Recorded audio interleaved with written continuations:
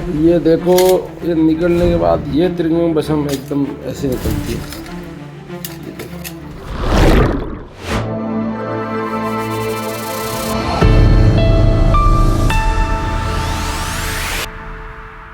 देखो, ये मैं त्रिभंग और सैदाता बसम बनाया हूँ। मैं खुली जालियों में आग देता हूँ। जैसे ये जाली, इसके बीच में त्रिभंग बसम की टिकिया है, इधर एक जाली है। तो ये कलाकारी हर जिसके पास नहीं होती है कि खुली आगों में।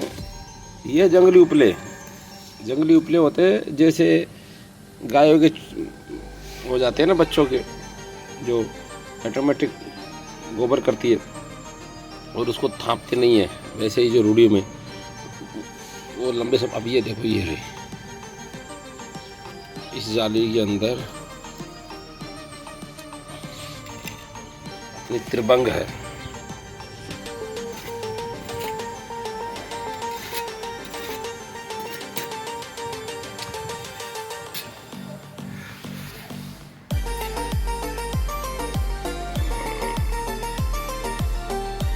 देखो, आपको दिखाओ, ये देखो, ये दिख गई ना। ये है त्रिभंग भस्म, जिसे कुश्ता सैदाता बोलते हैं। यूनानी में तिब्बल है, इसको सैदाता बोलते हैं। ये देखो, ये रही। तो ये सब कलाकार की कलाकारी होती है ना, उसको अपने हिसाब से बनाता है वो, कि बंद आग दे, खुली दे, किस बूटी से क्या करे, है ना।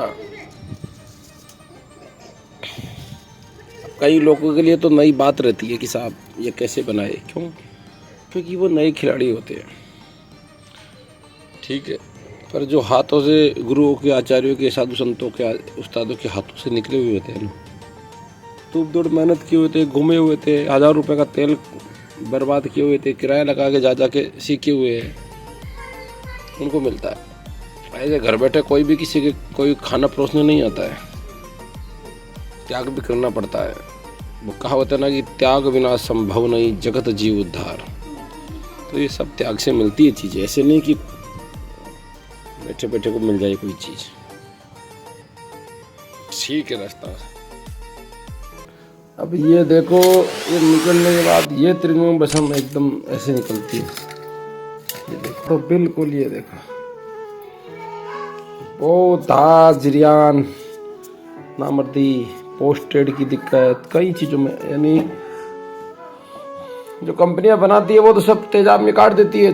कली सिक्का, यानी जो लेड, रांगा, कली और जस्ते को, और फिर इनको साफ करके भट्टियों में फुट दे करके चढ़ा देते हैं, ठीक है। इसलिए काम नहीं करते जब तक इनको प्रॉपर बूटियों से न मारा जाए। सबसे बड़ी चीज़ होती है कली, जस्ता और सिक्का, यानी कली, जस्ता और लेड। इनमें से जिस उड़ने वाला कौन सी चीज़ है वो है जस्ता। जिसने जस्ते का 16 बंद कर दिया, फिर त्रिभंग बसम बनाए सैदाता, बहुत शानदार काम करती है। इसकी आदरती की खुराक होती है। मक्खन मलाई में तो शरीर में बड़ा ताकत देती है। गर्मी खुश्की के जो मरीज होते हैं ना, उनके लिए बहुत लाभदेमंद होती है ये चीज़।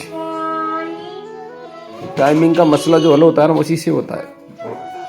जैसे कई बार इंतजार का मसले बड़े बड़े संग्रह संख्या से हल हो जाते हैं, पर जो टाइमिंग के मसले है वो फिर ये सैदाता ही करता है।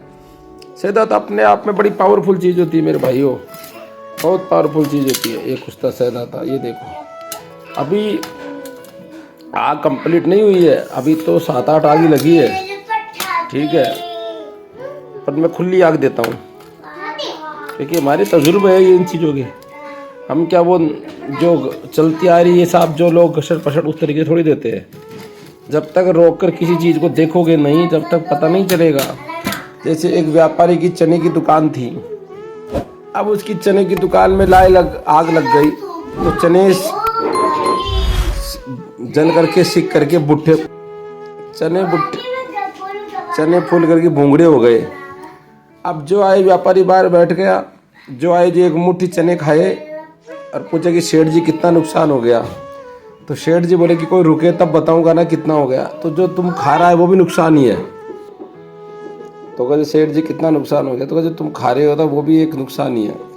तो जब तक रुक कर कोई चीज़ नहीं देखोगे ना, तो कितनी बड़े बड़े दवाई बना लो काम नहीं करेगी। असल चीज़ क्या है, अब देश काल परिस्थिति बदल चुकी है। अब लोग 500 साल पहले, हाँ साहब उसमें ऐसे कहा था, उस ग्रंथ में उसने ये कहा था, वो 600 साल पहले, ये 1000 साल पहले उसने ये लिखा था।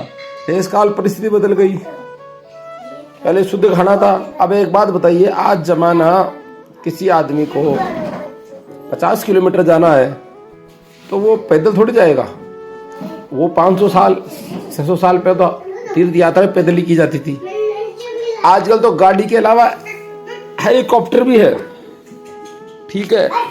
तो आज उस सुविधा को ही तो लेगा वो, या वो कहेगी नहीं साहब मैं तो वो ही पैदल चलूंगा, तो वो चीज़ नहीं होगी।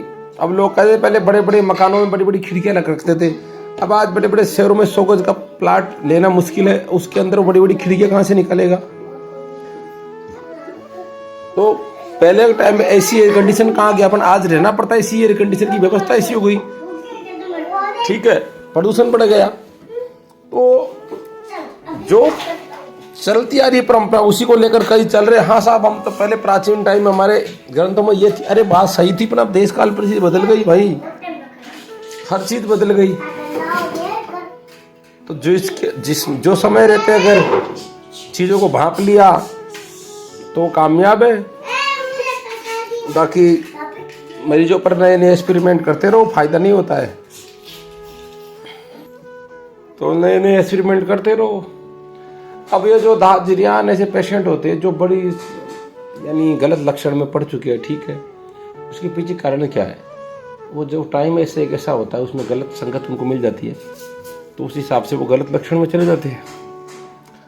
फिर बहुत से इश्तिहार जो छपते हैं, किताब बस स्टैंड पर बढ़ते थे कि हाँ साहब ये हस्मैतून ये ज़रूरी है, ये शरीर की गर्मी के लिए, वो झूठे इश्तिहार छपाए जाते थे, ठीक है, ताकि ये नौजवान गसत में जाते रहे और हमारी रोजी रोटी चलती रही।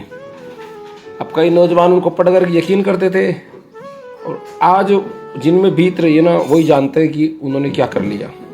और आज भी वो लोग अपनी जगह कायम है। आज भी वो लोग यही कहते हैं, आप देखो सोशल मीडिया पर भी बड़े बड़े चैनलों पर बड़े बड़े जो ज्ञान छाड़ते हैं ना बैठ करके, वो ये कहते हैं।